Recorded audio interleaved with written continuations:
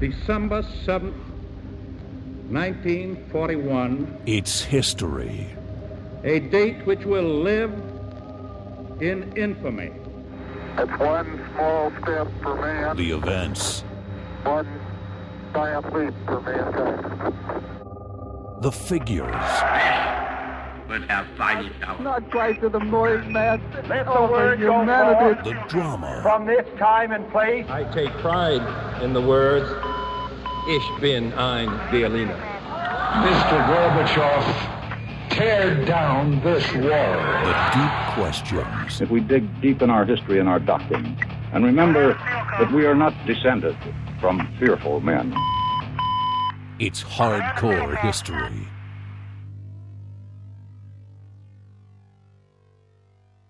I have a book idea for those of you out there who are desperately searching for a winning book idea.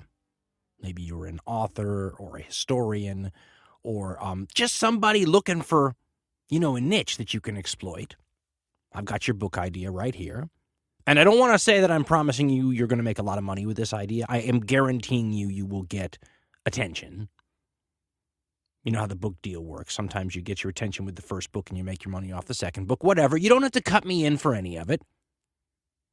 The reason I'm giving this idea to you is because it's worthless to me. I wouldn't touch this with a 10-foot pole.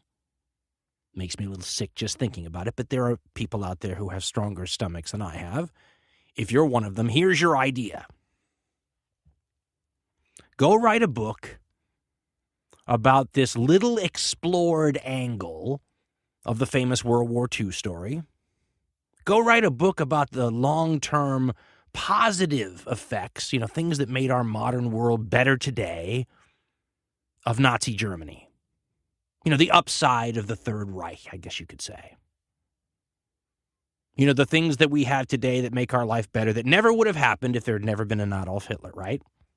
Go write that book. You will do more radio interviews about it. You'll get more attention on the book circuit. You'll probably even have all these protesters outside getting news coverage, which then, of course, just advertises your book idea even more. Have fun with that. And realize that if you have any trouble with it, if you get a little backlash or something for obvious reasons, that it's just because you're ahead of your time. Somebody's going to write this book. Might not be for a couple of centuries, in which case you're going to pay a terrible price, of course, for being early, for being a visionary. Nonetheless, the way history works and the way history writing works pretty much guarantees that any gaping vacuum in a popular story will eventually be examined. You leave a piece of a story untouched for a while, and when every other angle of that story has been examined to death, somebody's going to look at that vacuum and go, nobody's written a book yet on this side of Nazi Germany. And the reason you know that this is true is because you can see it happening in every other area of history where there's any interest at all. Revisionist history is a classic term, often used by people who are sneering at the idea. They wish that whatever view of history, was in vogue 200 years ago stays the view of history, and nobody ever changes that because then you're messing with the way things really were. The way things really were, though, of course, are in part determined by people's viewpoints at the time. We've always talked about on this program, haven't we, about getting a little distance from events allows you to become a dispassionate observer, get a more three-dimensional, view of things with the emotion leached out of the story. Now, most of the time, that's an advantage. Most of the time, it allows you a dispassionate observer status. But it comes at a cost. You lose something in the story once the emotions are gone. The main thing you lose is any feeling of loss in terms of human life. Communist dictator Joseph Stalin so famously said, "One death is a tragedy. 1,000,000 deaths is a statistic."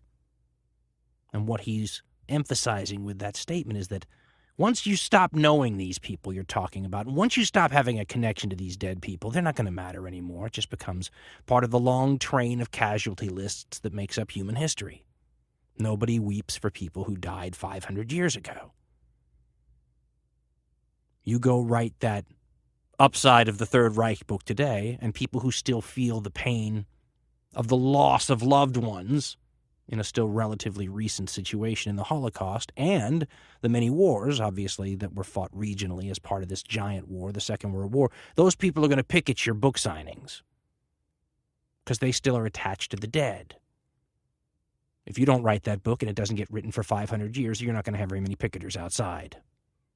By then, those deaths are a statistic. And the story loses something because of it. The story loses the sense of evil and outrage that today wouldn't let you say good things about Adolf Hitler today, because who cares about the good things? Look at the bad things he did. The reason maybe I feel so strongly about this is I specifically ran into this situation back in college. A professor who's still at the University of Colorado, where I was a history major, was the teacher who taught the Chinese history courses, and I'd taken a bunch of his courses, and I was going to write a paper, and I thought he was the closest advisor to really having a good feel for this subject because he was Chinese.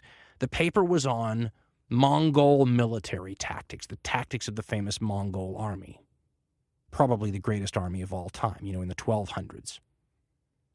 I spent a whole semester focusing on this paper, really long research paper type thing, all on strategies and tactics and stratagems and the theories behind what they did and blah, blah. I mean, just, an intense paper on military tactics.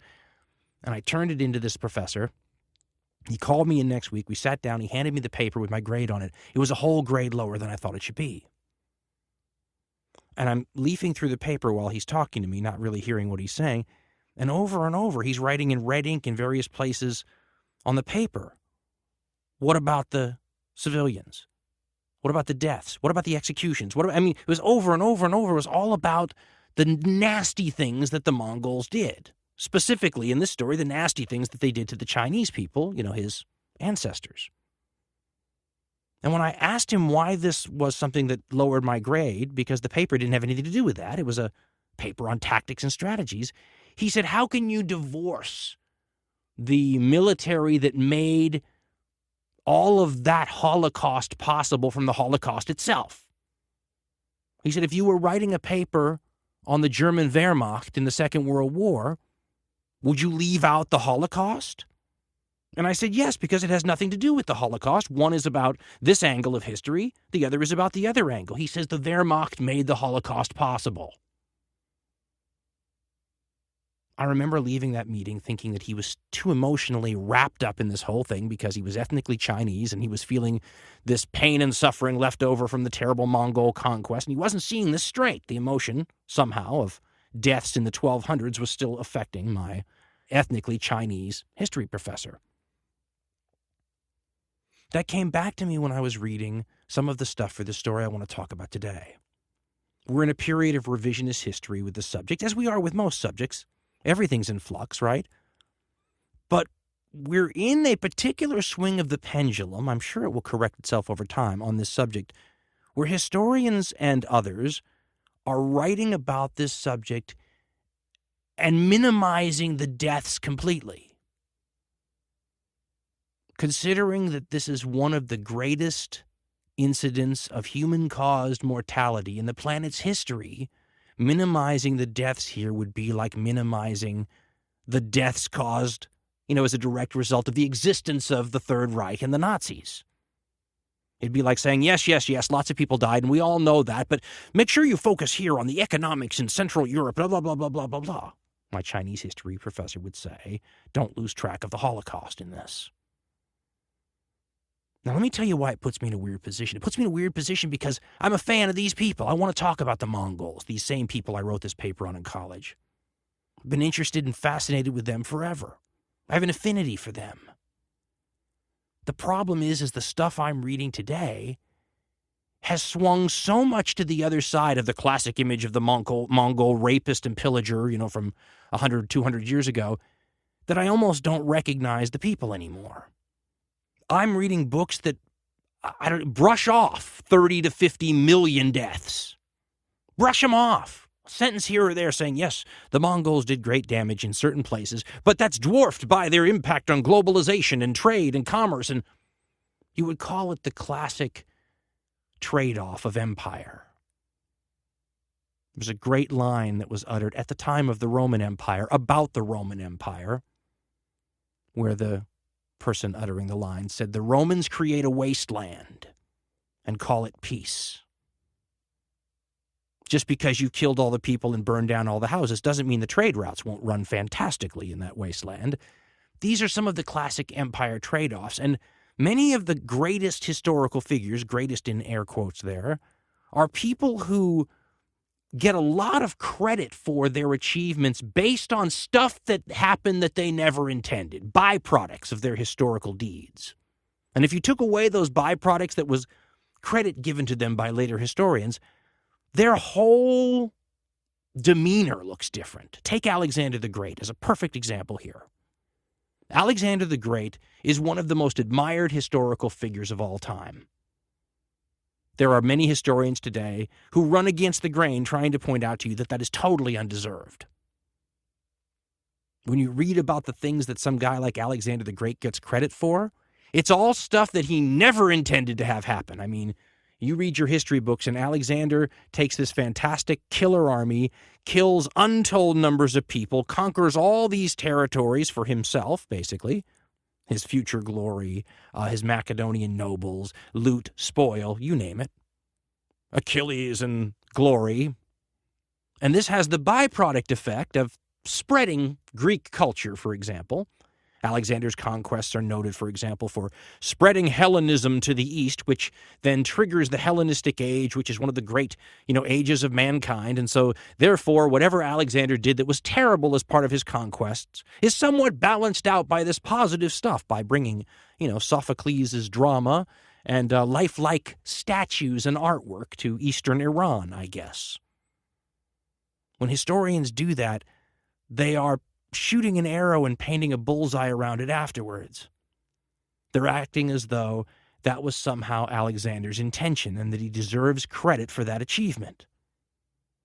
Instead, it's a byproduct of what he did, and he never intended it at all. And if you take away all those byproducts from his achievement record, he ends up looking like a very different character. Take Julius Caesar for a second. Here's a guy that conquers modern-day France, known then as Gaul, destroys the Celtic domination of the region, kills millions of people. It's been called a genocide before. Does it for his own personal gain, for money, for political power in Rome, for the rich class in Rome. And Julius Caesar is often credited for bringing modern-day France into the Latin and Mediterranean cultural sphere, hooking them up to the, grid of that era, so to speak. Bringing culture and literacy and all these things to that area. If you went to a modern Frenchman today and said, was it worth it that the Romans killed all those Gallic peoples but brought you into the cultural sphere of, Roman life? And I imagine many Frenchmen today would go, well, yes, it's certainly worth it to us in the long term to have that happen. Of course, the person you're interviewing on the street didn't know any of the people on the Celtic side who had to die to make that possible.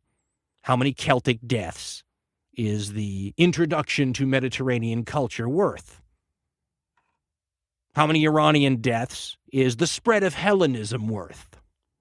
Well, if you don't know them, and it's hundreds and hundreds of thousands of years ago, the number of deaths really don't matter anymore. We're still benefiting from the fact that Hellenism spread, and we didn't know any of those people who had to die.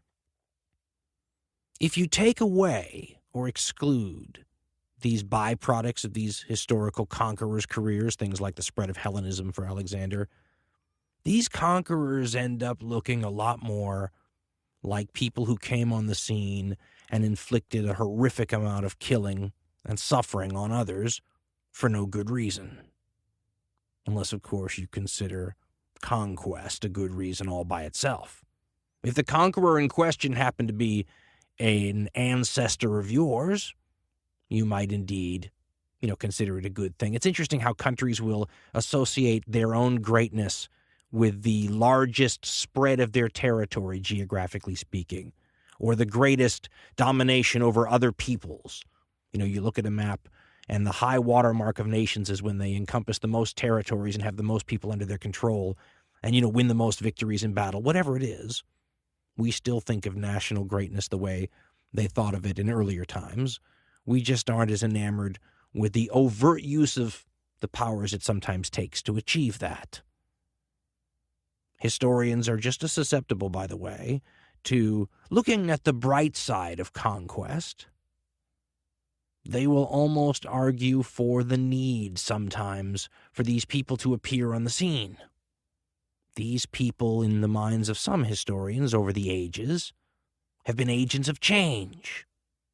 There's a term used in economics that I think applies here: creative destruction.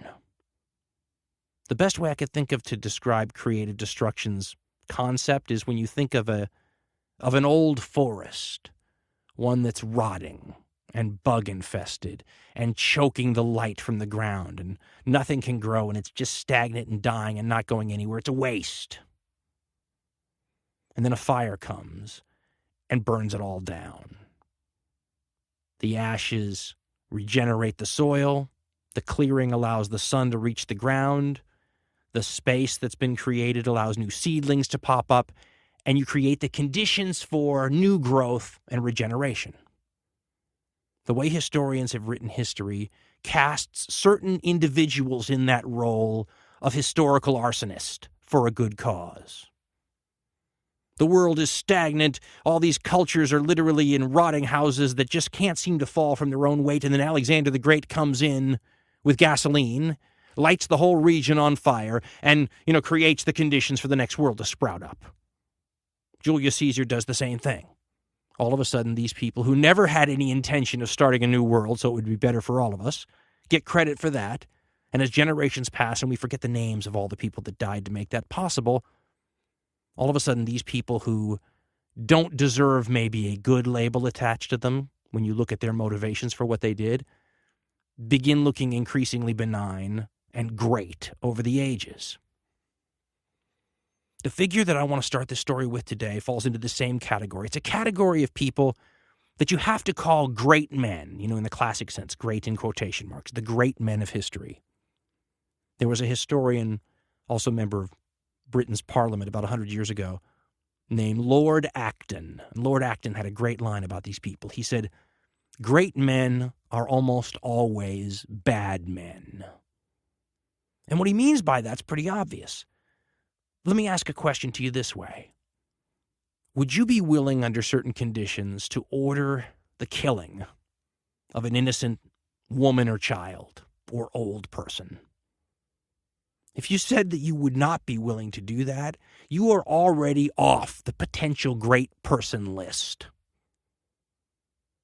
at least in terms of world leaders. Even the most humanistic world leaders, when it comes to their own personal outlook. I think of a guy like Jimmy Carter, a president that might have been so humanistic that he had a hard time doing his job sometimes, a guy who builds Habitat for Humanity houses. Here's a guy who probably was responsible for less deaths as an American president than any other president I can think of in modern times, and yet there's still, certainly, quite a few people who died because Jimmy Carter made a decision one way or the other. I couldn't handle that. Hence, I'm off the potential great person list. Some of these great people, the Alexanders, the Julius Caesars, and these people, had to be willing to kill millions. How should history treat that? As Lord Acton said, great men are almost always bad men. But what happens if they're the ones who are historically necessary to go around lighting the dead wood of these decaying societies on fire so we could create the conditions for a new age? Enter the seed of this story. The seed of this story is one of the more exceptional human beings that's ever been born, especially in terms of achievement, certainly in terms of gifts as well. He's not the beneficiary of some wonderful luck in terms of his birth. He's not like Alexander the Great, doesn't get the best army in the world handed to him instantly. Have the plate all set. He's born into a clan of poor, tribal, pastoral nomads and given the name of one of his father's defeated enemies. He was called Temujin, and he was a Mongol. And the only history that exists from anyone who might know about the birth of this person, it's called The Secret History of the Mongols, claims he came out of his mother's womb, clutching a black blood clot the size of a knuckle bone. That is symbolic of where this story is going to go, and if you find yourself a little squeamish at that description right there, you best turn this story off right now, because it gets bloody and deadly and tragic. And if you're looking at it from the Mongol side of things, it also gets glorious. Yet at the same time, it's hard not to think about how many people might have survived this time period had that child not been born. Somewhere between 20 and 50 million people are going to exit this earth during this child's lifetime as a direct result of what this child does and decisions this child makes. It's a touchy subject, too, because this Temujin is the greatest figure in Mongolian history. He's revered as the founder of the nation. He's the George Washington. He's on their money. But what if George Washington had killed millions and millions of people? Of course, Americans have the advantage of the moral high ground in that argument because our founding father comes at a time that was so comparatively genteel. It was called the Enlightenment. And they wore powdered wigs and they bowed to each other. And when one side defeated another side in war, the general of the defeated side would hand the sword over to the victorious general, who would often hand it back in this symbolic, genteel, gentlemanly way of conducting affairs. Americans didn't have a founding father who came from, say, the Dark Ages or the Middle Ages, where the manners and customs of the time were rougher. Mongolia's founding father comes from one of the roughest times and roughest places you could ever imagine. If we're all a product of our environment, this guy is Exhibit A, that can literally transform a story. This Temujin is born in what in Europe and the Middle East is the Middle Ages. He's born in 1162 or maybe 1167. The year of birth is not exactly known.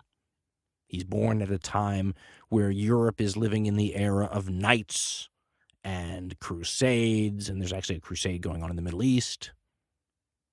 He's born into an environment that has changed surprisingly little in more than 1,000 years. His pastoral nomadic lifestyle is shared amongst a wide range of people stretching thousands of miles to the west of where he's born. He's born in this geographical feature on the Eurasian land map that's known as the steppe. The steppe is like an ocean with the water taken out of it. Matter of fact, it's the size of 2 Atlantic Oceans almost, put side by side, east to west, stretching from the plains of Hungary all the way to the Pacific Ocean, surrounding China on 2 sides, and consisting of geographical and, weather patterns that just are not conducive to the growth of big cities. This era lends itself to a certain lifestyle, and the Mongols are just one of many, many peoples who exist with that lifestyle. And you should think of it like the Great American Prairies, but stretching on for 5,000 miles. Sometimes you're in grasslands, sometimes you're in savanna, sometimes you're in desert-type climates. There are some mountains here and there, some very big ones in some places. There are some rivers here and there, a lake or two.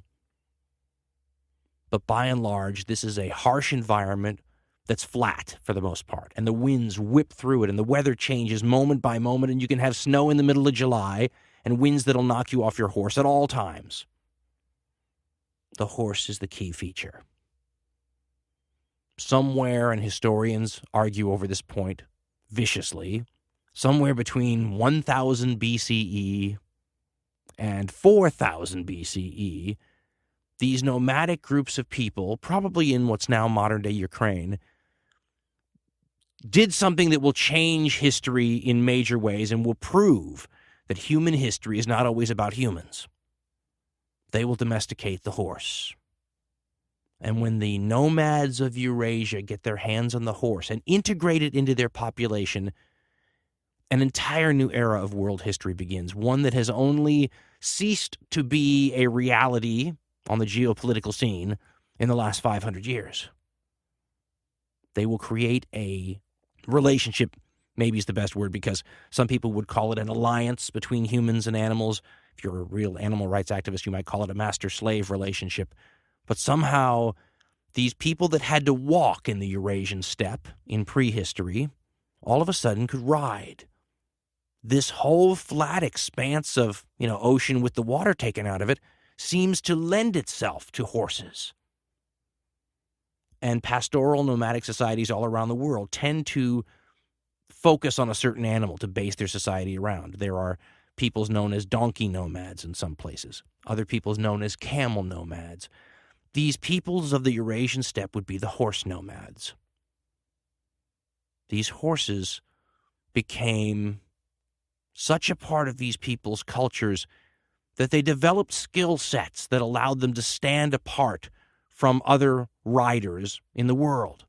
I just had my H.G. Wells out recently, the sci-fi author who wrote Amateur History 100 years ago. And he had this fascinating bit where he was talking about how human beings in various environments develop skills and mechanisms, might be a good way to put it, to cope with that environment that give them almost special abilities. In a role-playing game, you would call it a special ability. If somebody comes from a mountain culture, you're going to see things that person can do in a mountain culture that we flatlanders can't. For example, some of the changes will be physical. Their lung capacity might be increased growing up, in a low-oxygen environment, right? You think of the Sherpas who guide people up the mountains in the Himalayas. They're also going to have cultural knowledge that's transmitted by their mountain people about the best ways to survive in the mountain and where you can find food, the do's and the don'ts. And you're also going to have training, years of experience in the mountains because you grew up there.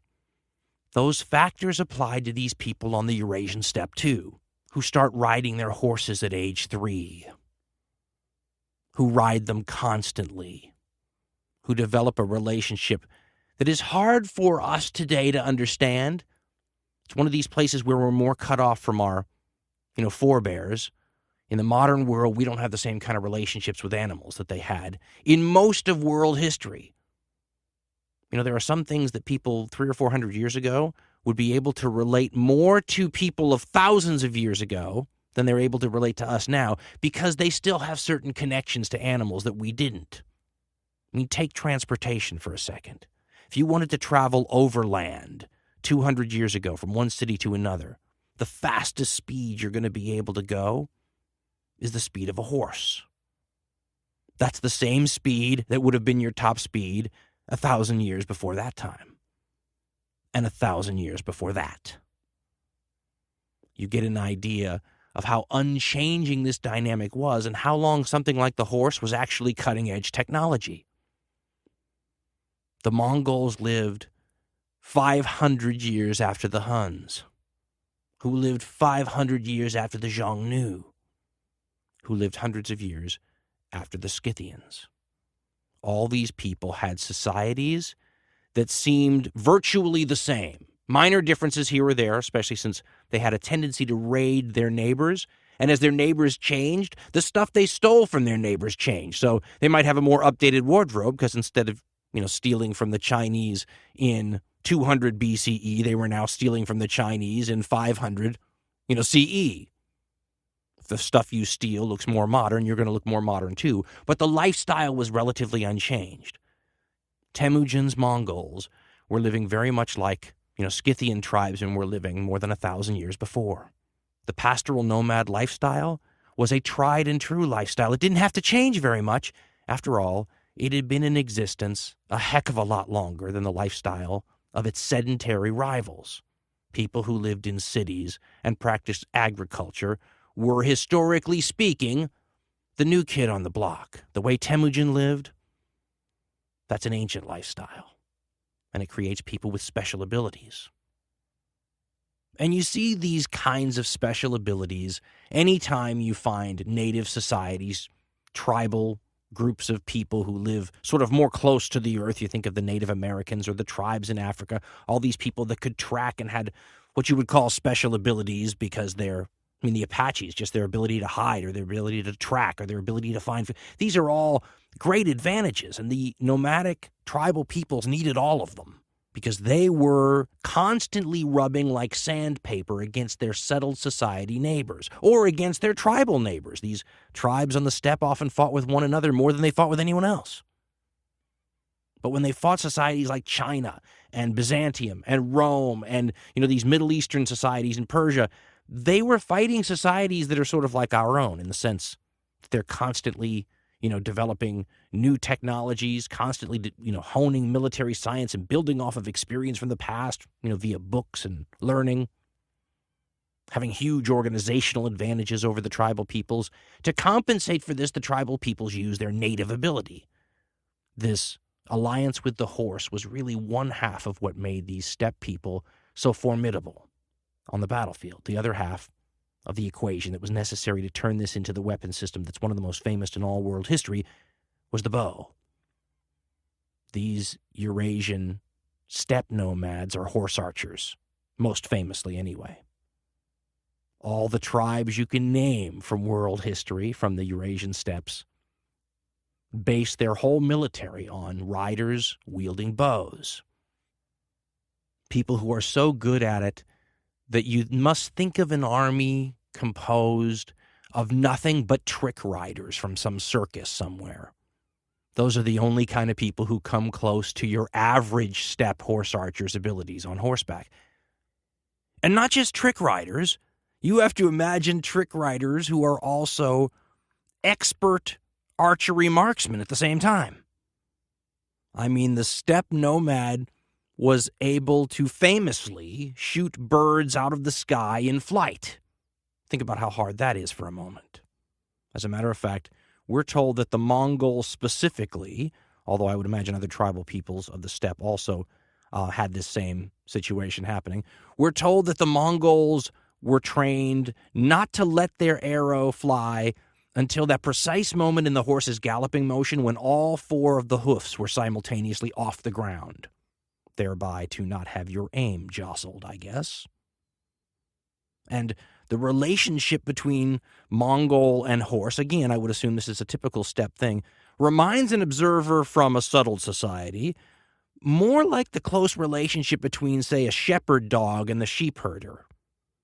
These horses were told, historian Richard Gabriel says they would come at a whistle, which is something right out of a Lone Ranger movie when you think about it. But he also says that they would follow their owner around like a dog. This is really handy if you're a Mongol trooper traveling with tons of extra remounts, which is what they did, 3, 5, 7, 20 sometimes extra horses with each trooper. If you have to actually herd those horses and keep track of them, it's really hard to move the army. If they follow you naturally, how helpful is that? It should also be pointed out that the women in the Mongol society, again, like women in other steppe society, were far from helpless when the menfolk were away. In fact, the steppe is the original, ground zero for where the legend of the Amazons comes from. And there were tribal societies of the steppe, for example, the Sarmatians, who had women who fought in their ranks, supposedly weren't allowed to get married until they had killed a foe in battle. There's some incentive for you.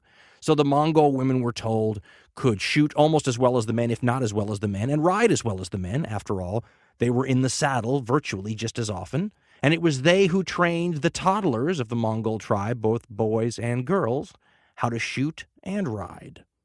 So if you were an enemy of the Mongols and you stumbled on a Mongol encampment and the menfolk happened to be away, it wasn't as much of an advantage to just be facing the women as it might normally be. I should also point out that this Mongol bow was like a Bowflex machine, a weightlifting machine. It was a 160-pound pole. And the Mongols supposedly could shoot 12 of these arrows a minute and had 150 arrows in their quiver. We're told that at the openings of battles, they sometimes expended their whole ammunition load, relatively quickly.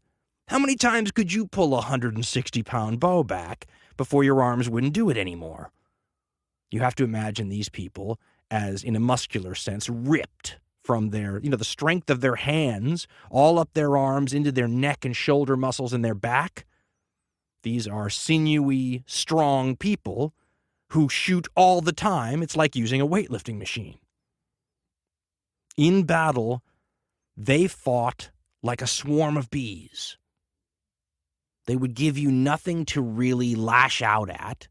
If they were pursued in battle, they often just ran away, shooting the pursuers, as they did. They provided no solid object that pursuers could get their hands on, and they couldn't catch them because usually, of course, these horse archers had a lead on them. So you would just tire yourself out if you chased them. You would get away from the protection of your formation. You would likely fall into an ambush, since that was one of the preferred tactics of all these nomadic horse archers. Their favorite, by the way, stratagem, and everybody knew about it who fought them regularly, and they still fell for it time and time again. It must play on some battlefield human emotion. Is something called the feigned flight. The feigned flight is exactly what it sounds like. It's a fake route. The Mongols, especially, had a unit that was designed almost like a great unit of actors. They were to go up there and almost suicidally, fight with the enemy army and then turn around at a certain command and flee in terror. And from the records, it makes it sound like they were kind of taught to do a good job of making, the enemy think that they were scared and running away. And then when the enemy would pursue them, these mangadai, they were called, would lead them into an ambush. Until the invention of gunpowder, no society will ever get a really good way of handling these horse archers on the battlefield. The best way of handling them is to hire some just like them. Go find some tribe that's, an enemy of the one you're fighting and get them to help. Or lead them into terrain that's not the steppe. If you could get these people out of their element, they're a little like, a bunch of Atlanteans who have an underwater civilization, and they're really powerful in the water. But if you get them out of the water, they weaken. As a matter of fact, all of these steppe conquerors, they would sometimes conquer these societies and settle down, and kind of become agriculturalist and settled people themselves. And they would quickly lose all their, battlefield edge. A generation or two later, all of a sudden, they don't have steppe nomad horse archers anymore because they don't live on the steppe. This would be a recurring problem, and one that later steppe civilizations would figure out. You have to keep sending people back to the steppe or they lose their special abilities. As dangerous as these horse archers were, though, on the battlefield, they really only presented terrible dangers when they would unify into big confederations, when these individual tribes would coalesce under a powerful, influential leader, and then they went from being a nuisance to being an existential threat. And this happened many times in history. Mao Dun did it with the Xiongnu. Tumen did it with, I believe, the Turks. Attila did it with the Huns. But the greatest of all these unifiers in all history happened to be that Mongol boy we introduced a little while ago, Temujin.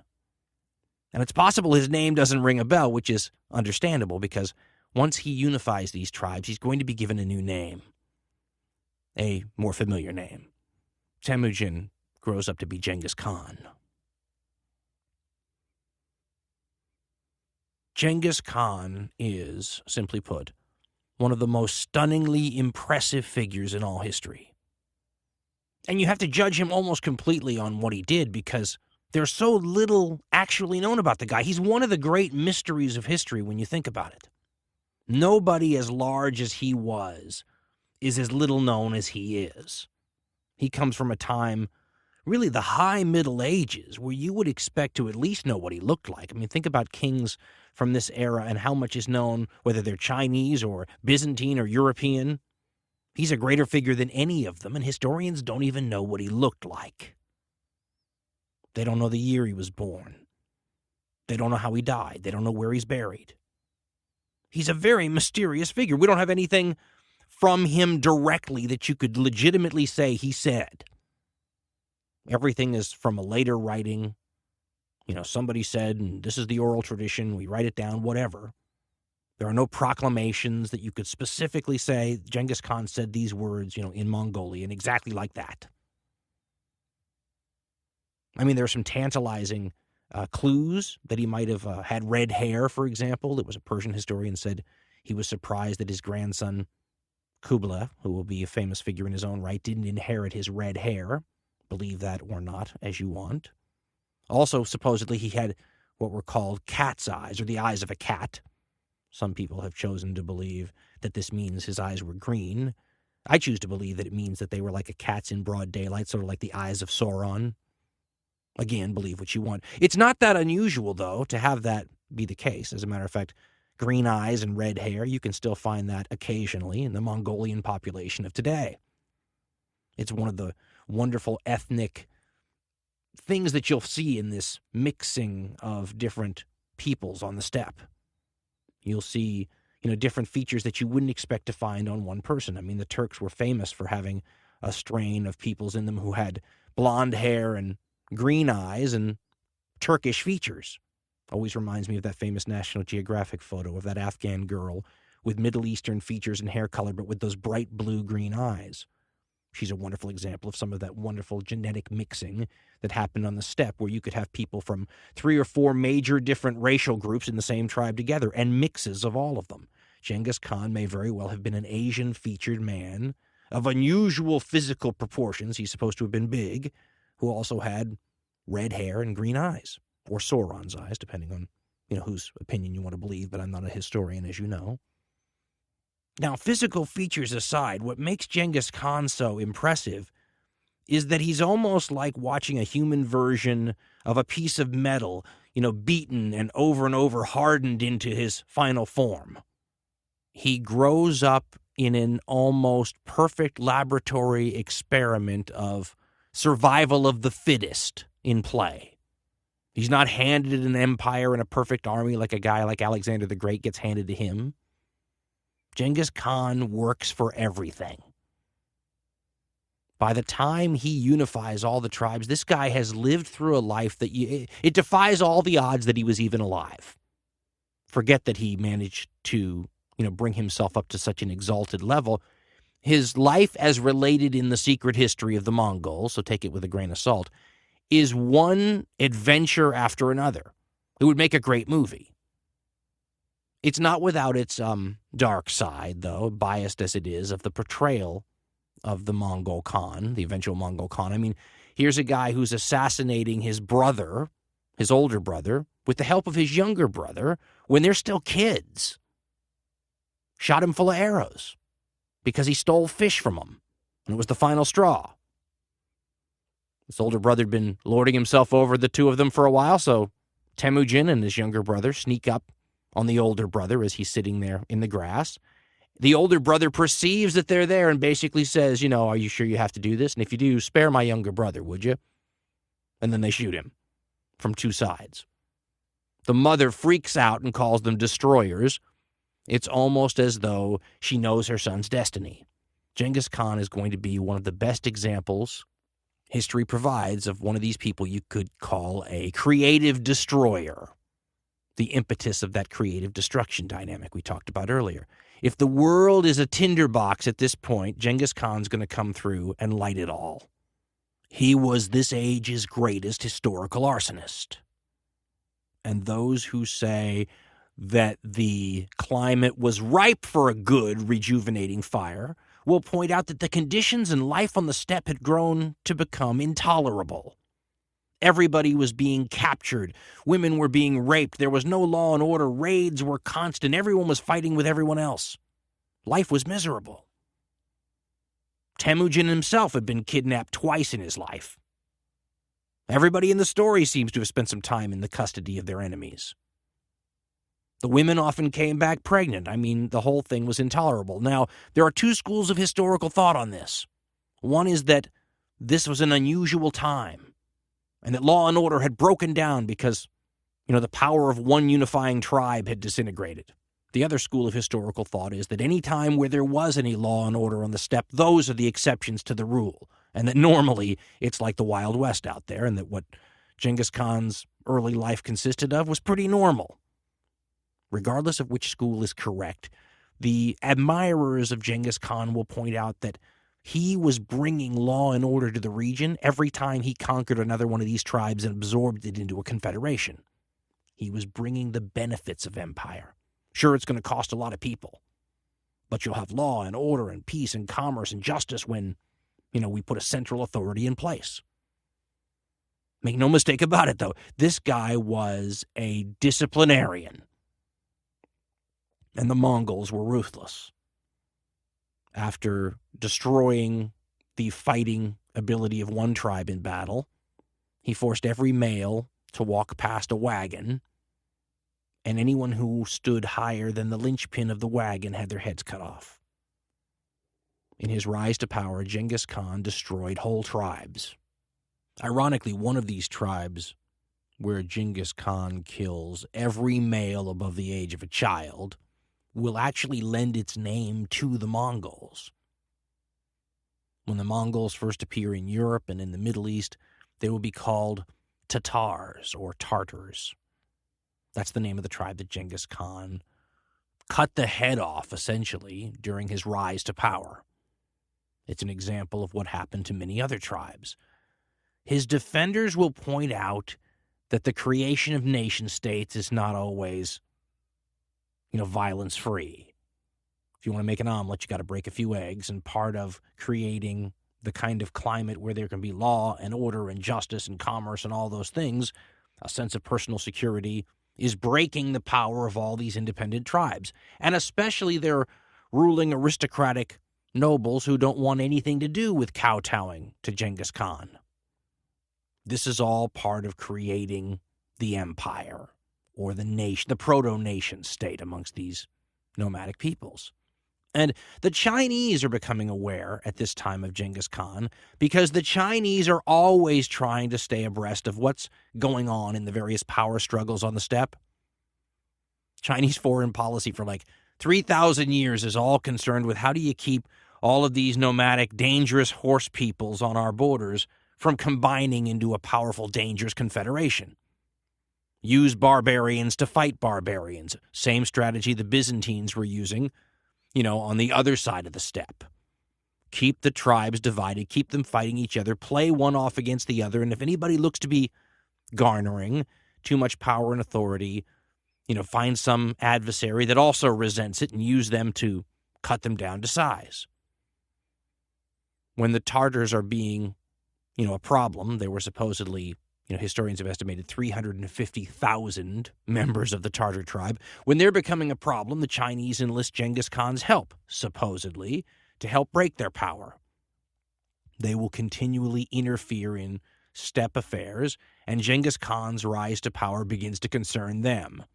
And if they hadn't been aware of how significant it was becoming, by 1206, Genghis Khan himself made it obvious. He had it declared. One of the seminal moments in Genghis Khan's life occurs at a Mongol assembly known as a Kurultai. It happens on the bank of a river, but it's a giant affair with huge tents and people coming from all over, mostly Mongols, to proclaim Genghis Khan the ruler of all who dwell in felt tents, is the way it was put, meaning all these pastoral nomads who exist on the steppe. Now forget for a moment that there are tons of tribes to the west that have no idea of the existence of the Mongols, who have direct contact with places like Russia, and who have no idea that this assembly is going on, have never heard of Genghis Khan or anything. They are, without knowing it, now subject to his dominion, and when his representatives eventually find them and point out that they are, their choices are to submit or die. Any sort of wavering on this makes them rebels. Ignorance of the new law is no excuse. And many tribes will essentially have their doom pronounced on them for not knowing that at this 1206 get-together on the bank of a river, their existence was put into the hands of a sovereign they've never heard of. Nonetheless, many of the great tribes of the Eurasian steppe were covered by this and understood what was going on. What was going on is this was the proclamation of a new steppe confederacy being formed. The worst nightmare of all of the settled societies who bordered the steppe.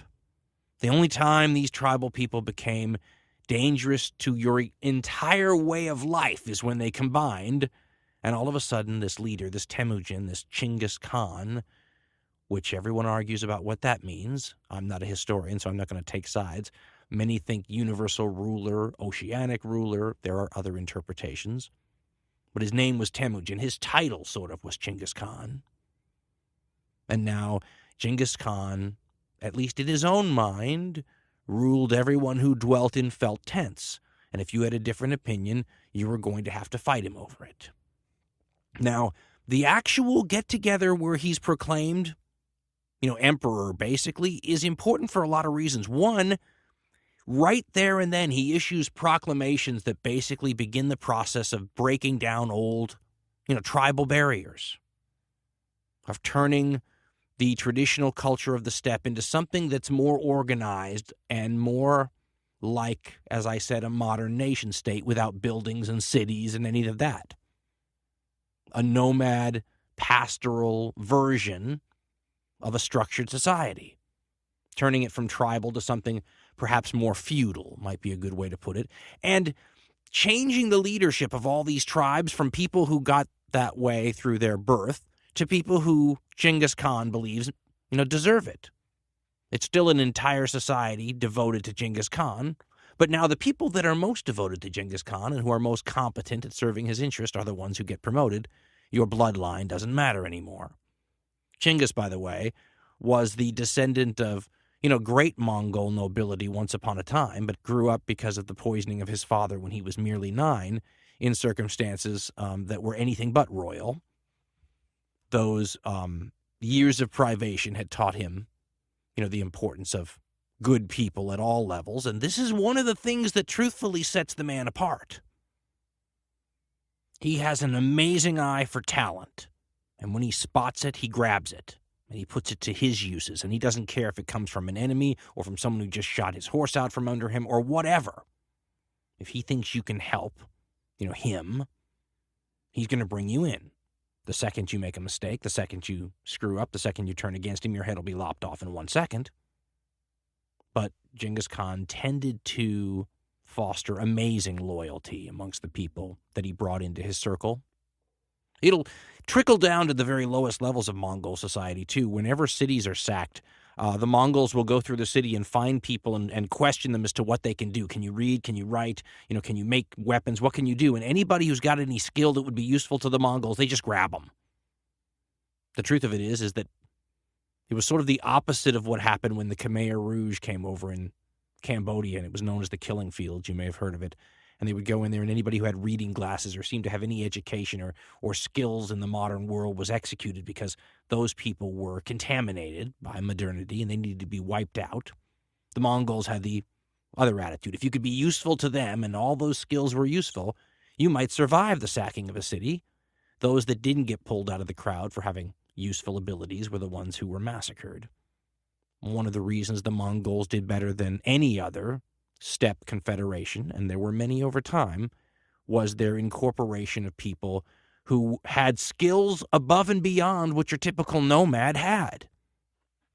Now, to give you a feel for Mongol society at this time, it's worth quoting something from The Secret History of the Mongols. This apparently was a book that was only to be shown to members of the Mongol royal family to give them information about their heritage. Somehow, apparently, it got out because, of course, we have translations of it today. And much of it is a very heroic story about the rise of Genghis Khan and the early Mongols and sort of their genealogy. That's debatable about how useful that is for a history point of view, but what isn't debatable is how this document, written only a generation after Genghis Khan's life, reflects Mongol culture and values. You get an idea of what was important to them and how they thought. Some of it, of course, is symbolism in these sorts of writings, but some of it is very clear as to what the mentality was. Now, all during this 1206 Kurultai, it's all Genghis Khan laying down laws and rewarding vassals who've been good to him and all that. But a few years before this, he's proclaimed Khan of the Mongols. And in the secret history, they sort of run down the oaths that are made to him when he's made great Khan. Listen to this and get an idea for the cultural aspect of the Mongols during this time period and of steppe people as well. Quote, "And then they moved the whole camp to the shores of Blue Lake in the Gorelgu Mountains. Altan, Kukar, and Sasha Beki conferred with each other there, and then said to Temujin, 'We want you to be Khan. Temujin, if you'll be our Khan, we'll search through the spoils for the beautiful women and virgins, for the great palace tents, for the young virgins and loveliest women, for the finest geldings and mares. We'll gather all these and bring them to you. When we go off to hunt for wild game, we'll go first to drive them together for you to kill. We'll drive the wild animals of the steppe together so that their bellies are touching. We'll drive the wild game of the mountains together so that they stand leg to leg. If we disobey your command during battle, take away our possessions, our children and wives. Leave us behind in the dust, cutting off our heads where we stand and letting them fall to the ground. If we disobey your counsel in peacetime, take away our tents and our goods, our wives and our children. Leave us behind when you move, abandoned in the desert without a protector. Having given their word, having taken this oath, they proclaimed Temujin Khan of the Mongol and gave him the name Genghis Khan. End quote. I often reread that passage when I'm thinking about the Mongols to remind myself that no matter how much it's in vogue today to talk about the higher-minded motives of Genghis Khan and his Mongols, if you're reading the stuff they wrote themselves from their own value system during that period, you can't ignore the desire for loot. And by the way, it's not a Mongol thing. It's not a tribal peoples thing. It's an everybody thing. I mean, first of all, look at any of the Germanic tribes. They're looting till the cows come home, right? But you could just cover it up a little bit with a veneer of civilization, and it doesn't look so much like Alexander the Great and Julius Caesar and all those people are looting. It doesn't look like Napoleon's looting, when he spreads Republican values across the European continent, but he sure as heck is. There's a wide stream of goods and people flowing from the conquered territories back to Paris, or from the conquered territories back to Rome, or from the conquered territories back to Pella in Macedonia, or from the conquered territories back to wherever Genghis Khan and the Mongol leadership happens to be camping today. And listen, part of this story that's hard to get around, but is almost completely ignored today by many of these historians that want to portray this as some 100% positive thing, is that this is a story that has a lot to do with rape. A lot to do with rape. As a matter of fact, DNA tests have shown that more people in my listening audience right now are probably direct descendants of Genghis Khan, direct descendants, father to son, than of any other person in the world, in history, before that time. 1 in 500 Asian males are direct descendants. 15 to 16 million people in the world, direct descendants of Genghis Khan.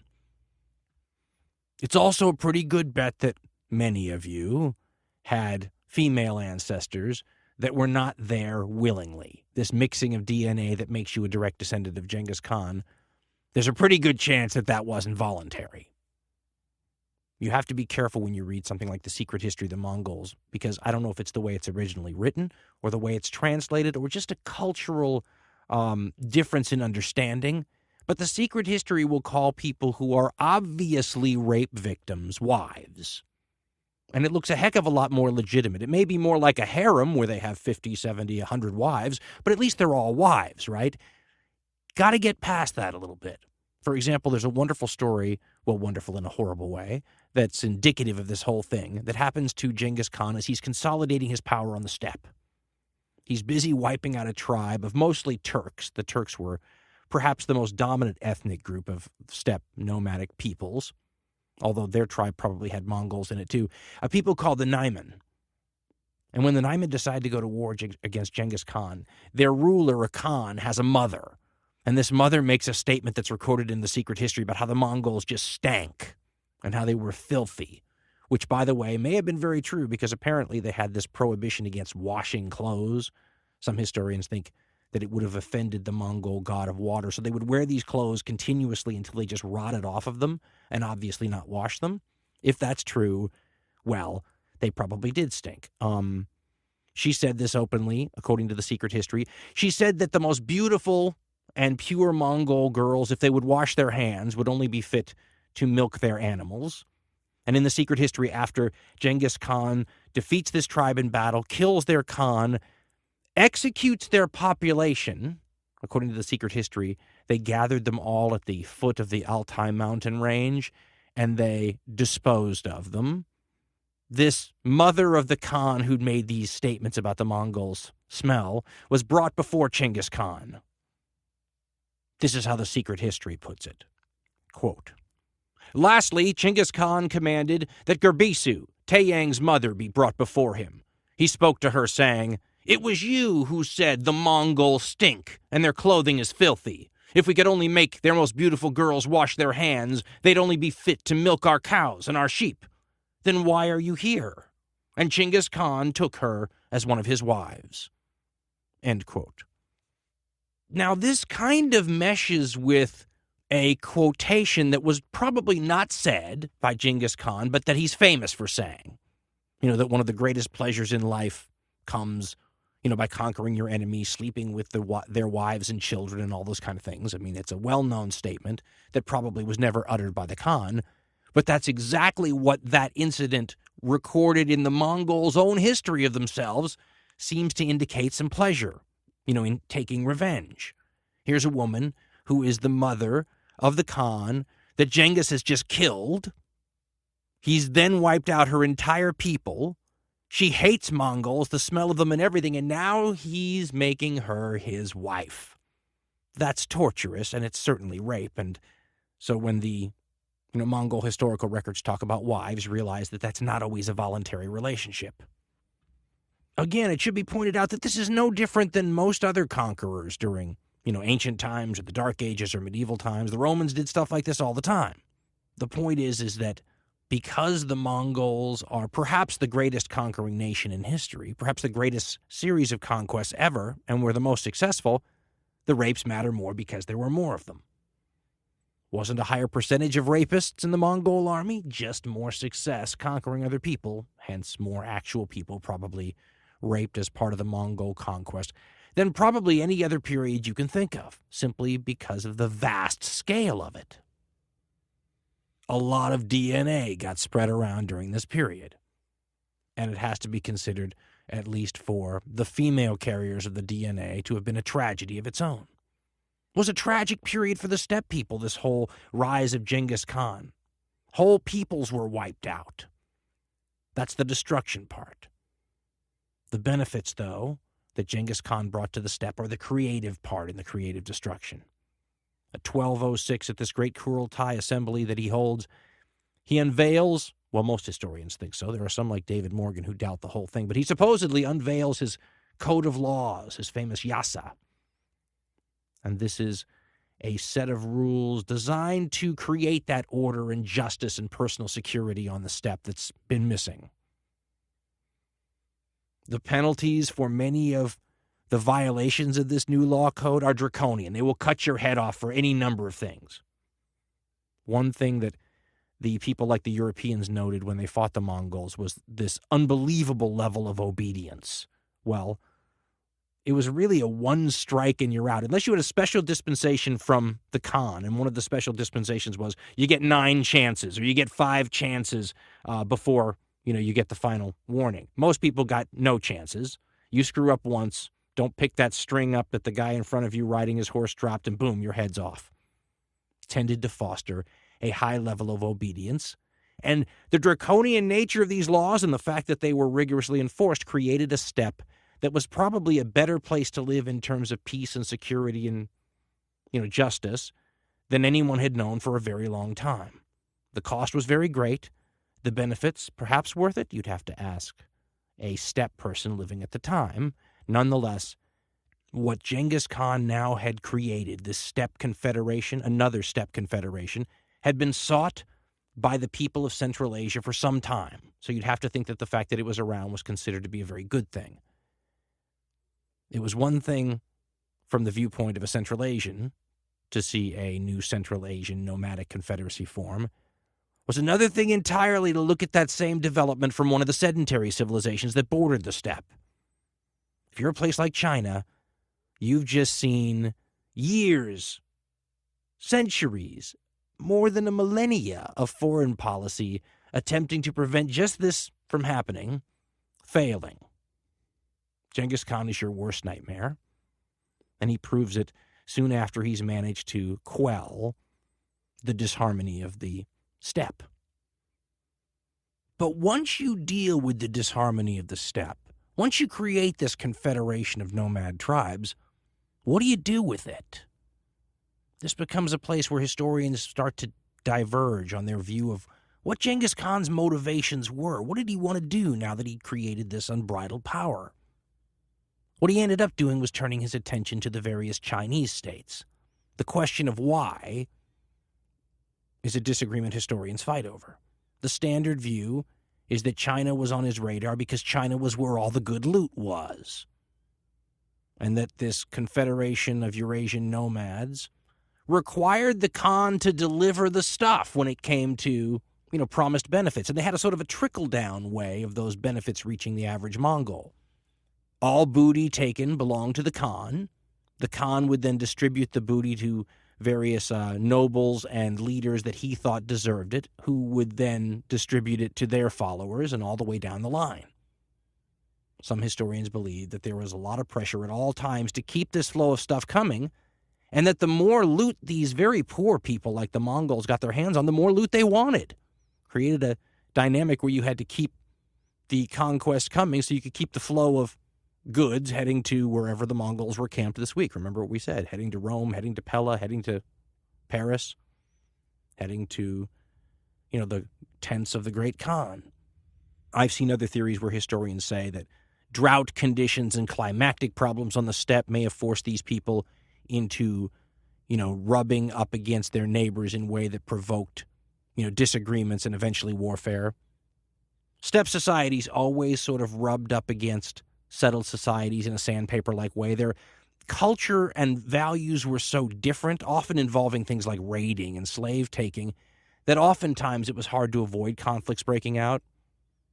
In his book, Russia's Steppe Frontier, author Michael Khodorkovsky has a whole chapter called The Sociology of the Frontier, or Why Peace Was Impossible, about these sandpaper-like relations between steppe nomads and the settled societies, in the same way that Native American tribes sometimes found it impossible to stay at peace while rubbing up against, European colonists and settlers. Same thing was true on the steppe. Steppe peoples going back to prehistory had a very similar relationship with the settled societies to what the Native Americans had. Sort of a trade and raid policy where sometimes they were trading and sometimes they were raiding and sometimes they were doing both at the same time. Some of the revisionist historians who like to downplay the negativity around the Mongol conquests will suggest that the Mongols were simply responding to what we would call today retaliatory trade policies on the part of the Chinese and whatnot. The steppe peoples always needed the Chinese and the settled society stuff more than the settled society needed the steppe nomad, trade offerings. And so sometimes the people like the Chinese or the Byzantines or the Middle Easterners would put the screws to the steppe people. And some of these historians would suggest that that's a reason right there that modern countries might go to war. The Mongols are sometimes portrayed as retaliating towards bad, negative trading practices, heavy-handed trading practices, and oftentimes portrayed these days as fighting a sort of a defensive war. The Romans were said to have conquered the world in a defensive war, or in a fit of absent-mindedness. There's a trend among some historical thinking to put the Mongols in a similar category. Conquered the world due to a trade dispute.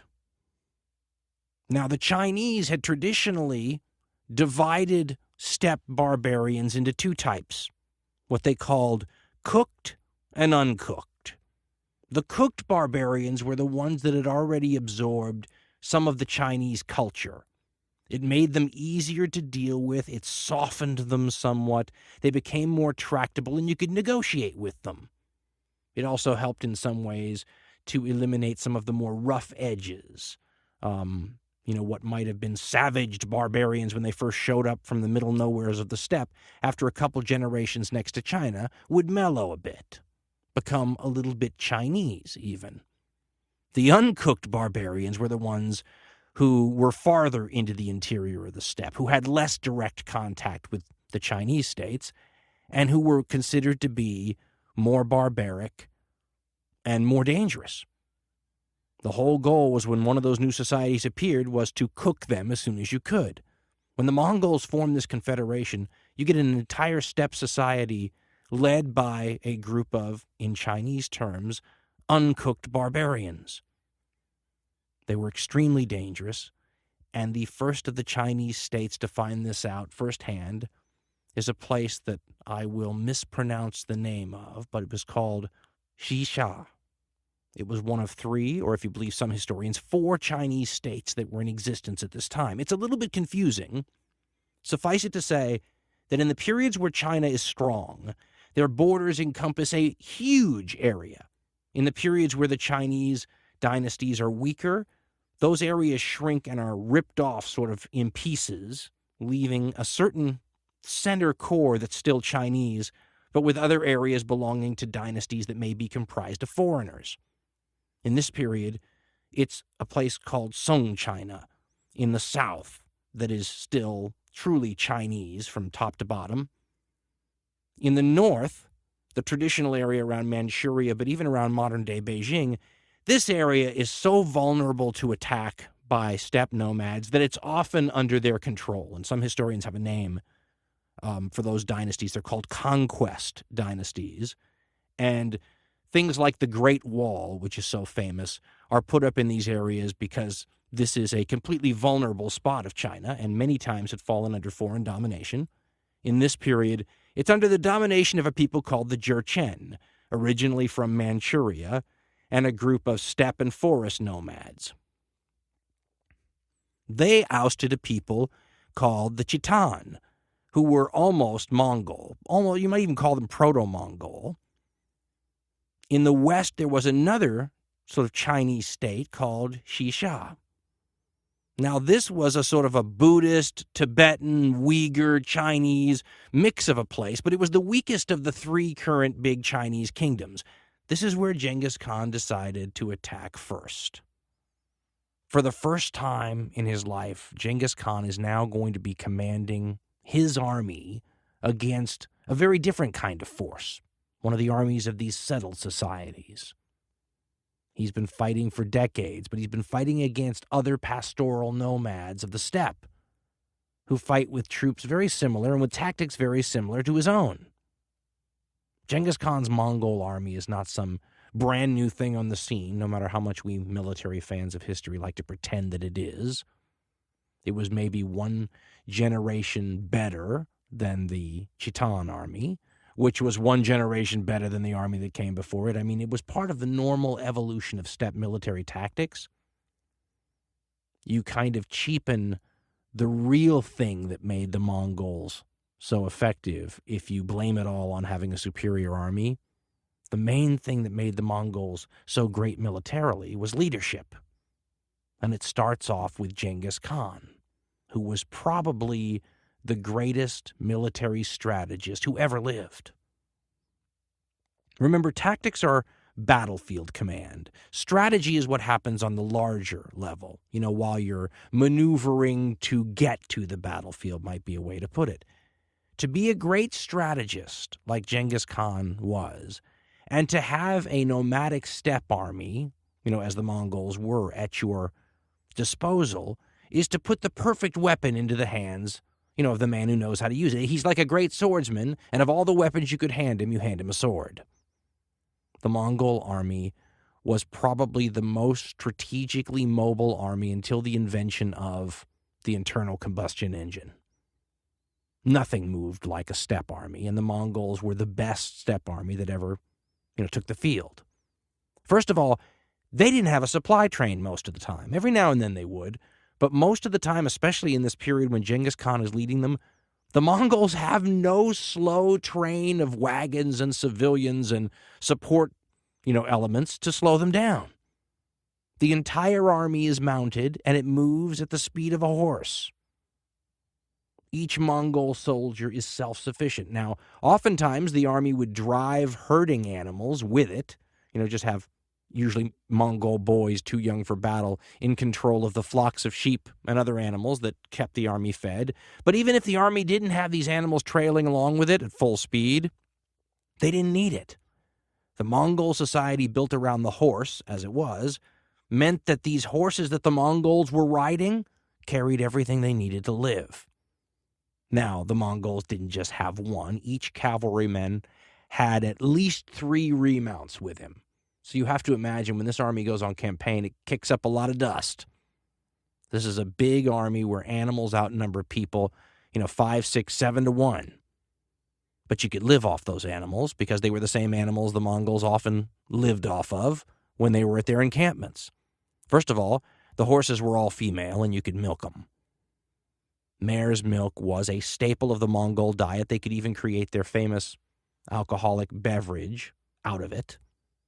They also had no problem at all borrowing a little blood from their horses as needed. This is an age-old steppe tactic to put a little slice in the horse's neck, put a cup underneath the stream of blood that comes out, mix that with milk or water, and drink it on down, and you're good to go.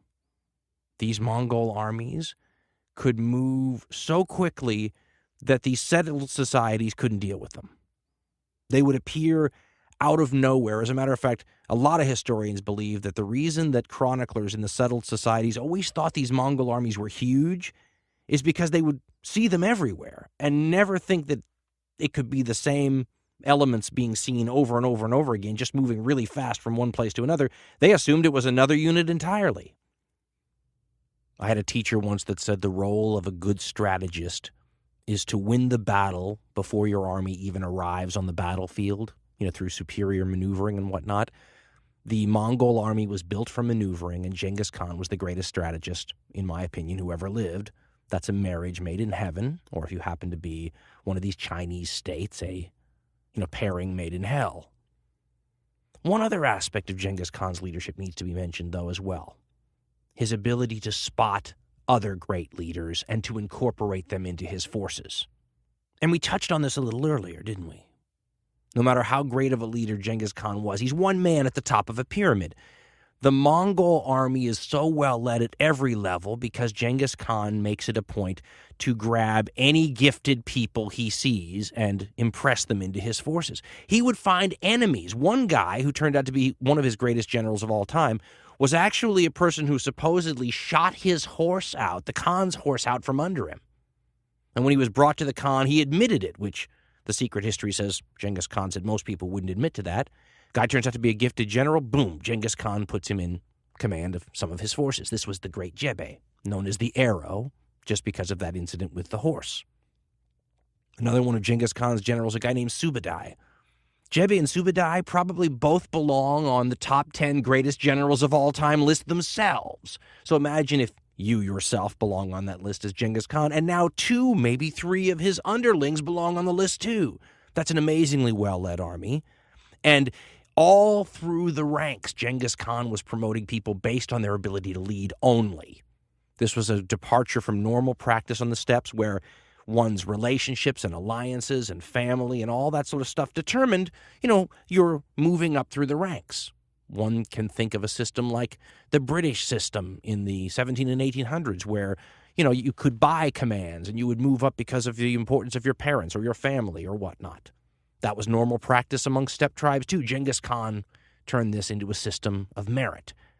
And the benefits were all through the army's leadership. I mean, you had the equivalent of centurions and sergeants down at the very low level. He was training the next group of great commanders with his imperial guard, and his generals were some of the best who've ever lived. And there are parallels again. I'm sorry to bring up Alexander so often, but these world conquerors sometimes have some intriguing similarities.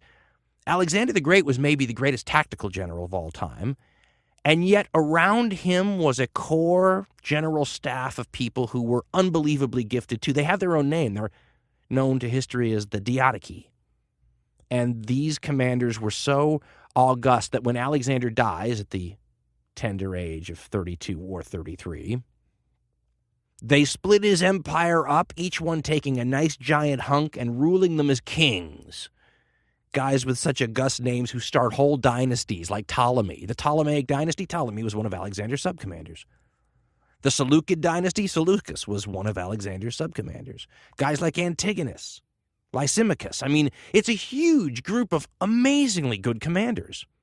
So often in history, military history buffs like yours truly become engrossed with the weapons and armor and formations and whatnot of these armies, forgetting that these are just tools and weapons in the hands of men.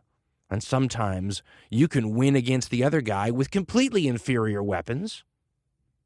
based on your ability to both use them and plan for an outcome. There's a Mongol saying that sort of sums it up.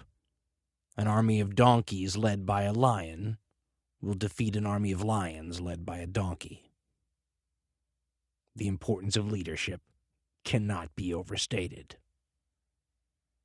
When Genghis Khan's armies first show up on the scene in this Western Chinese state, the Khan himself arrives from the Gobi Desert, utilizing his most famous tactic, which is a standard tactic amongst great generals, known as the indirect approach.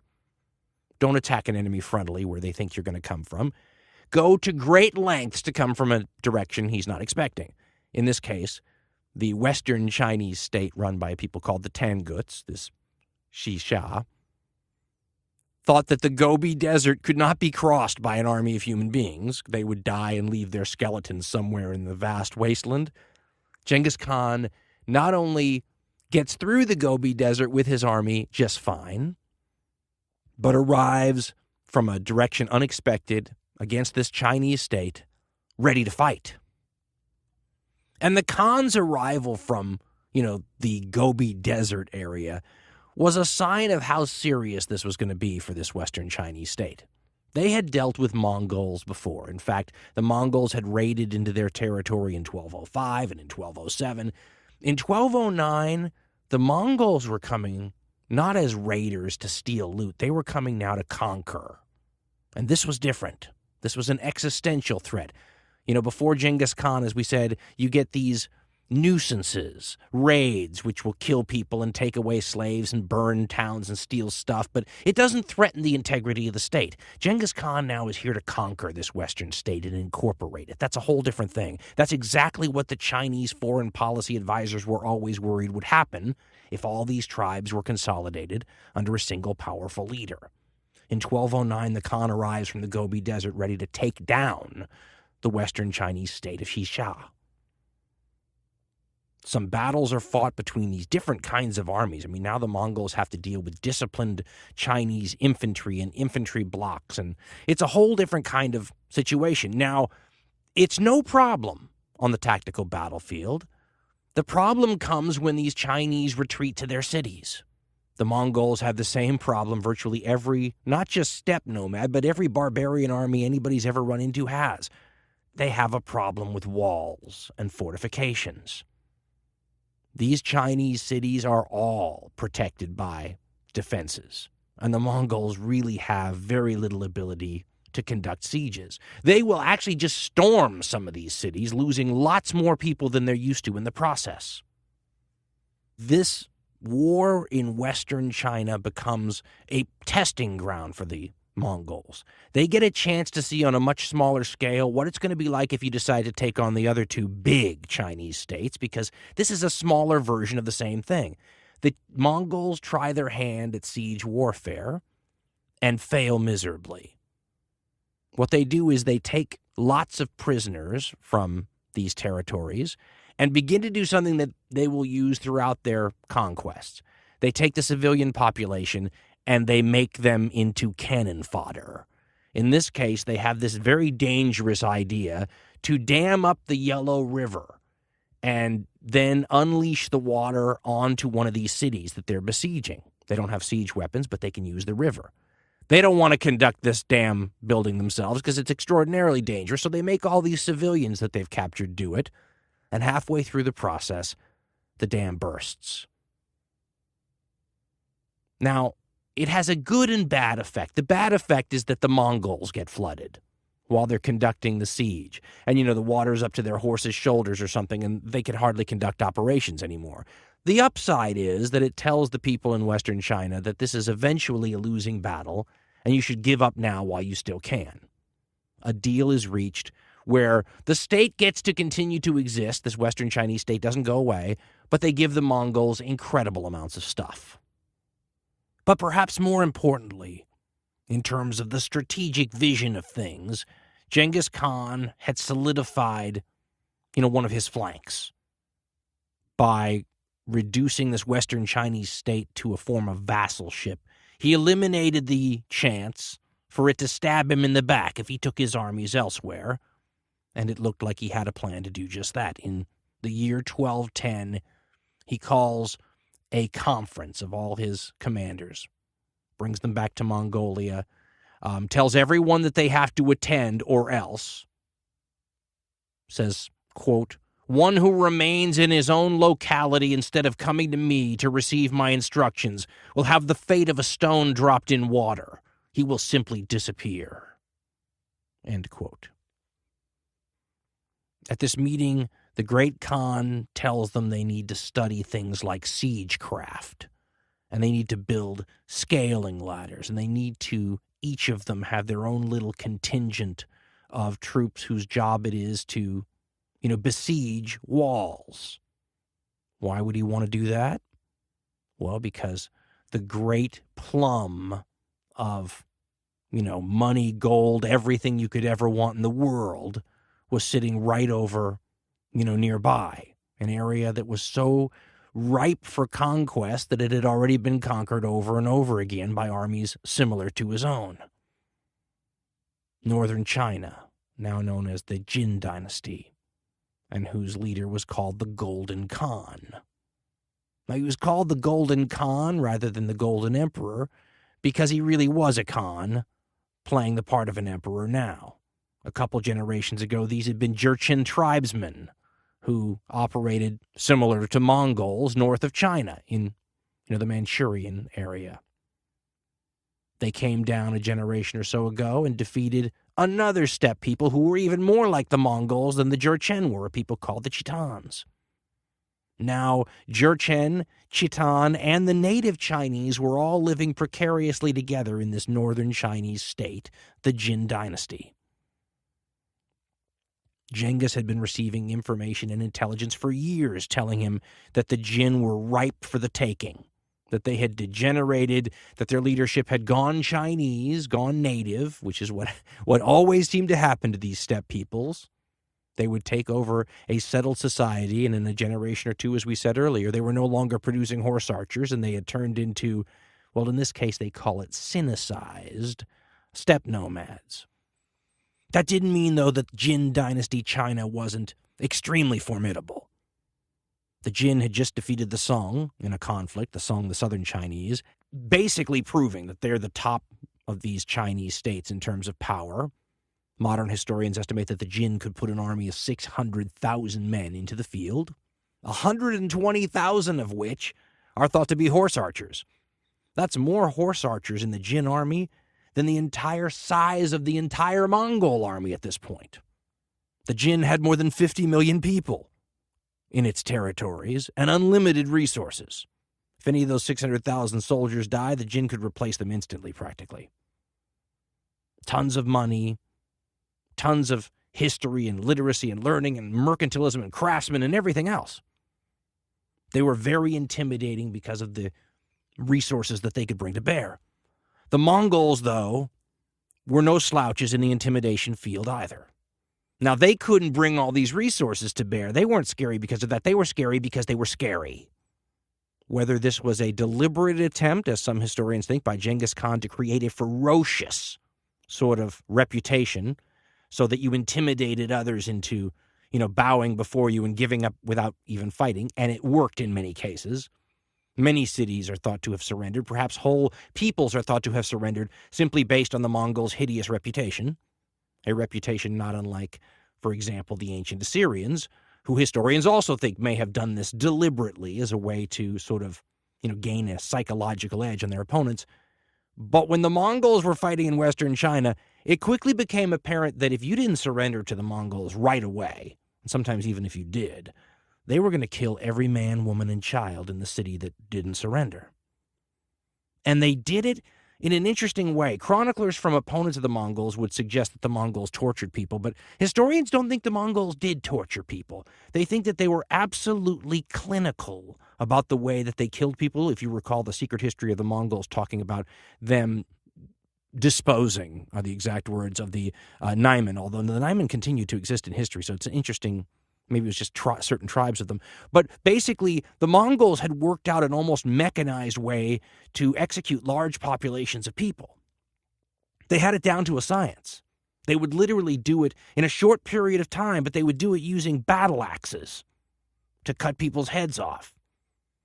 And here's how the system worked, according to a renowned Mongol scholar, J.J. Saunders. Quote, Chinggis was adept at psychological warfare of the most horrific kind. He deliberately set out to create a reputation for ferocious terror, in the expectation, often realized, of frightening whole nations into surrendering without resistance. There is something indescribably revolting, he writes, in the cold savagery with which the Mongols carried out their massacres. The inhabitants of a doomed town were obliged to assemble in a plain outside the walls, and each Mongol trooper, armed with a battle axe, was told to kill so many people, 10, 20, or 50.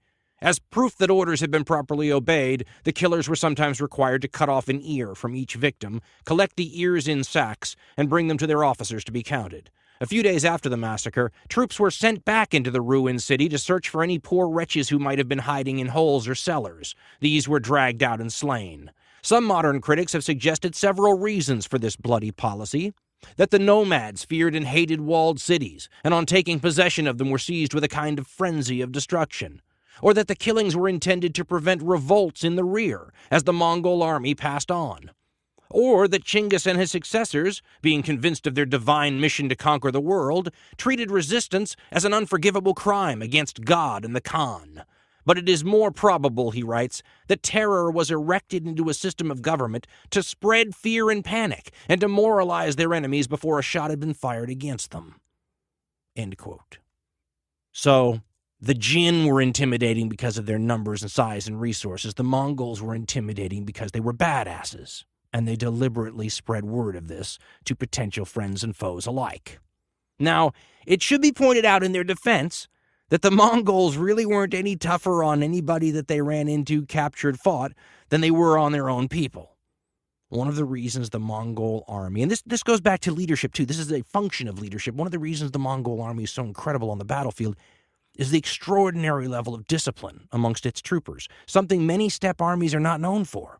This discipline was enforced with absolutely draconian sanctions. The first information about how rigorous Mongol discipline on the battlefield happened to be comes from something that might best be described as a European spy mission on the Mongols. A guy named John or Giovanni of Plano Carpini is sent by the Pope east to sort of go find the headquarters of these Mongols. He has no idea where this is. He's just going to go and sort of, ask people along the way who'll get, information to send him to the next spot on the map. And he just keeps going east until he runs into, big tents and very auspicious-looking Mongols. But in the 1240s, which is a generation after Genghis Khan, the Pope sends this guy to the Mongol Khan as an envoy. And he's secretly supposed to spy on Mongol military capabilities and whatnot.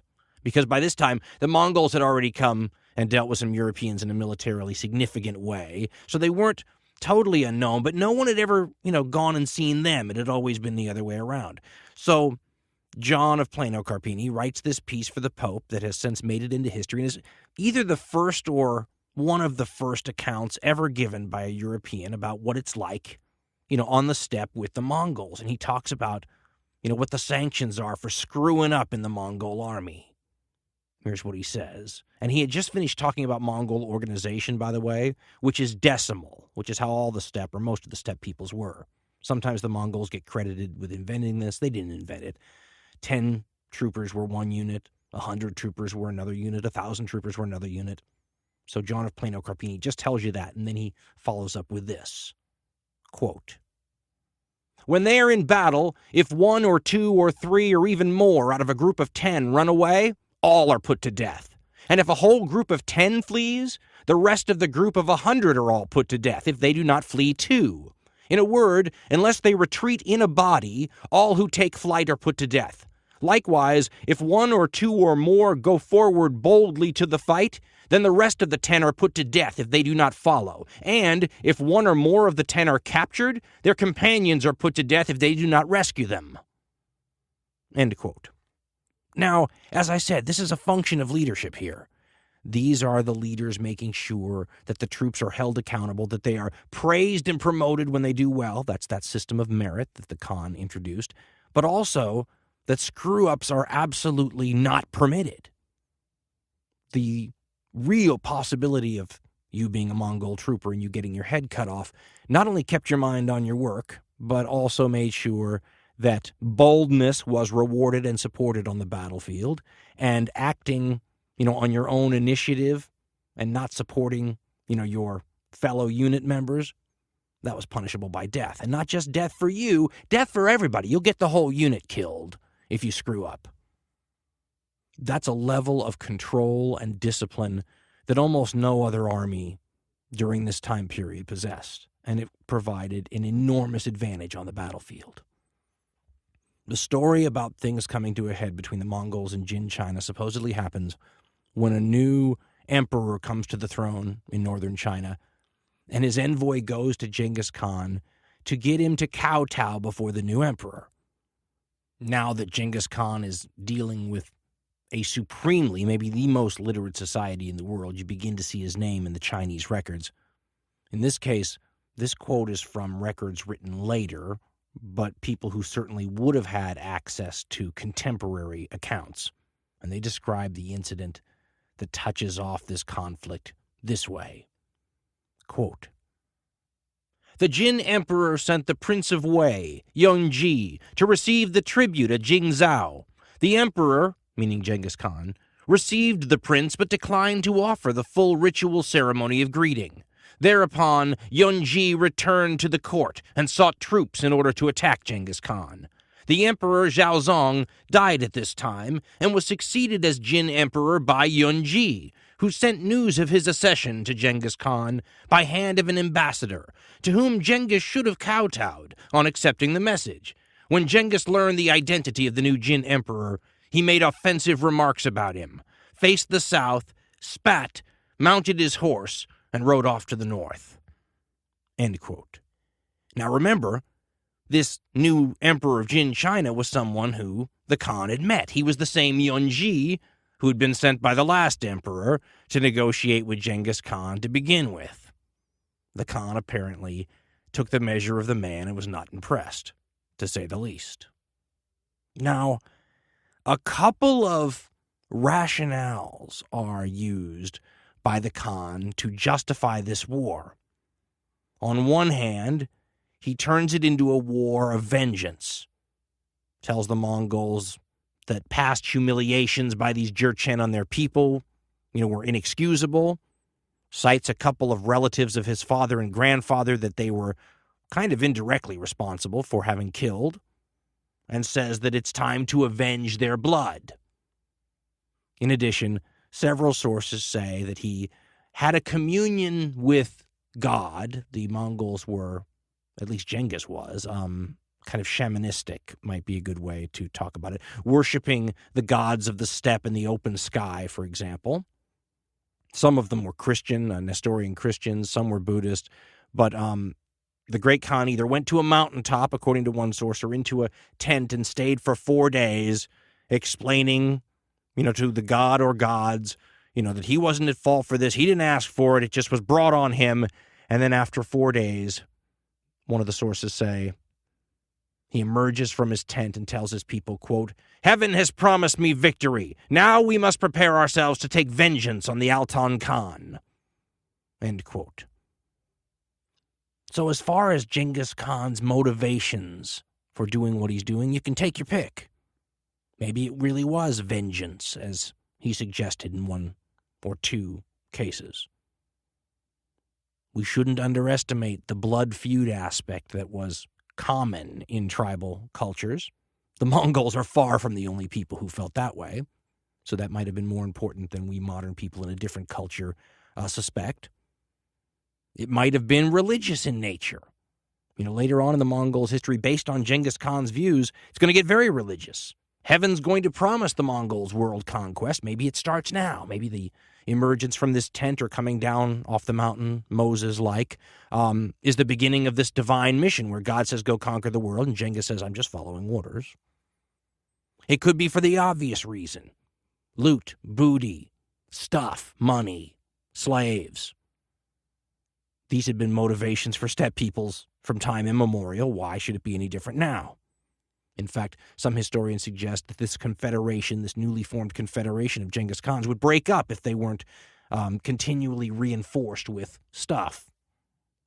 The one motivation you can't ascribe, though, to Genghis Khan very easily, based on the evidence, is any sort of positive, laudable reason for doing this. Some modern historians, as I said, have swung so far pendulum-wise to the other side of the coin that they brush off what the cost of Genghis Khan's inadvertent byproduct achievements were. Alexander wasn't trying to spread Hellenism. That's, shooting an arrow and painting a bullseye around it afterwards.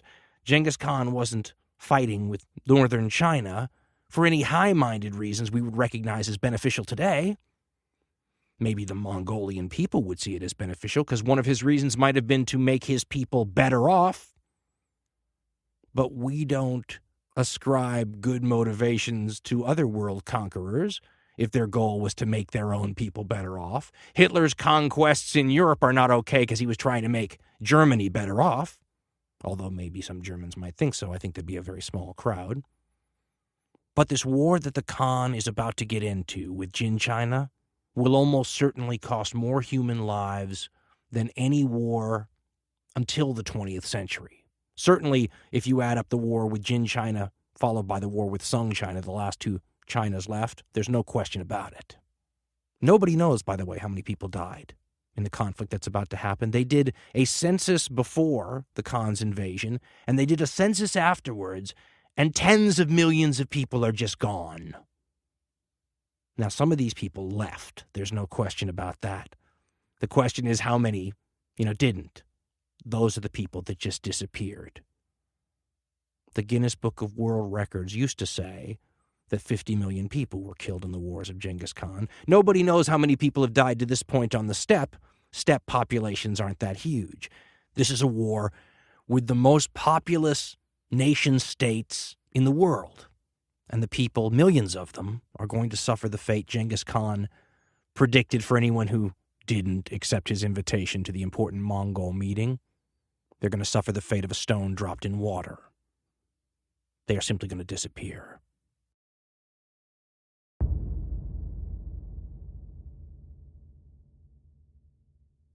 In the next episode of this series, Genghis Khan is about to introduce his brand new tribal confederacy to a bunch of major world societies that have no idea it even exists. It will not be a pleasant introduction. As the historical arsonist that is Genghis Khan continues his efforts at creative destruction, as some historians would look at it, he will not just burn the Chinese empires down that he's currently attacking, but he will start fires that spread as far away as places like Russia in Europe and that totally engulf some Middle Eastern societies and burn them beyond recognition. The next dozen years of human history will be some of the most tumultuous ever experienced by people on the Eurasian continent. It's a fate that almost certainly would not have happened had that child born, supposedly, with the blood clot the size of a knuckle bone, not been born. What would the world look like without Genghis Khan? Depends on which historian you consult. One thing's for sure, there are a lot of people who didn't make it out of his time period that would have liked a chance to find out. The Mongols conquer much of the world in the next edition of The Wrath of Khans.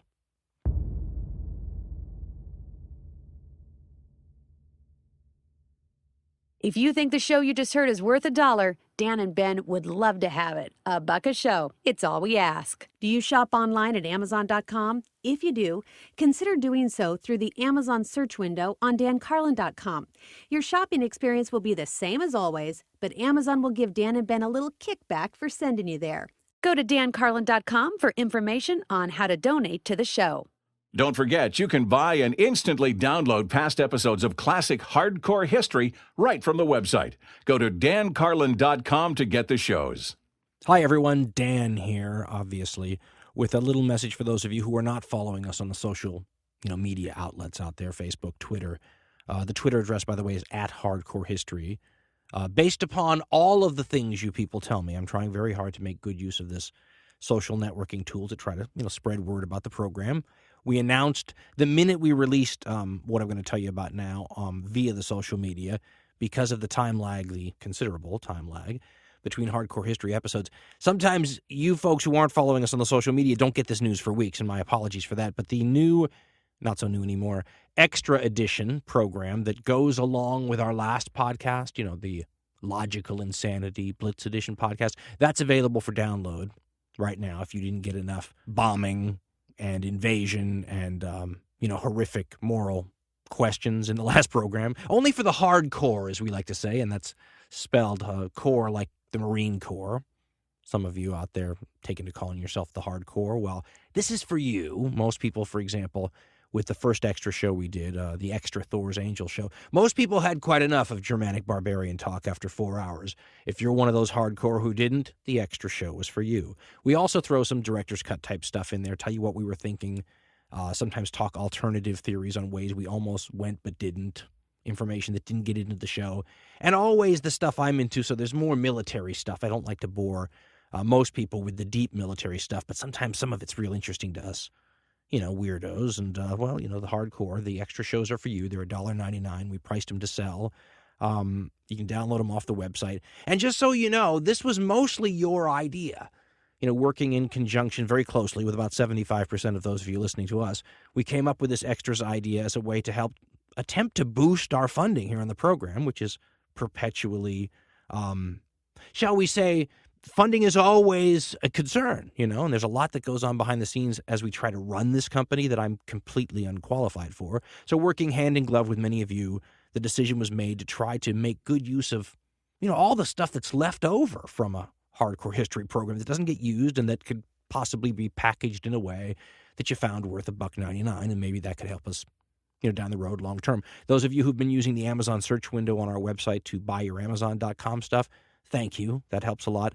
The donations, of course, are the very best thing that can happen to us. And, those of you who go to the website and buy the old shows, we're here. It's wonderful. And our hope is to grow and expand things. And you folks have lots of good ideas, and we appreciate all the help. And we know times are tough. And if you can't afford to help us out, we don't want your rent money, ever. Just your spare change. Go tell a few people about us, and we'll call the debt even.